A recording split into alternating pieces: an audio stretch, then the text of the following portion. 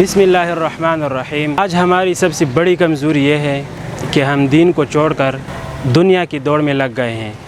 نماز، قرآن، ذکر سب پیچھے رہ گئے اور موبائل، ٹک ٹاک، ڈرامے ہماری زندگی پر چھا گئے۔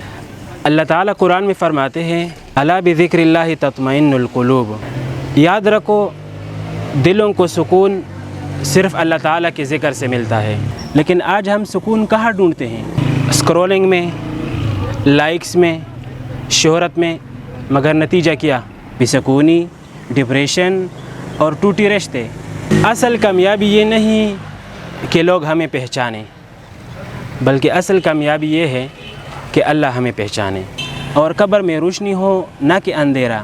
آئیے آج سے عہد کریں گے کہ ہم اپنی زندگی میں قرآن کو لائیں گے، نماز کو مضبوط کریں گے اور موبائل کو اپنی ضرورت بنائیں گے نہ کہ اپنا مالک۔ اللہ تعالی ہمیں نیکی کی توفیق عطا فرمائے۔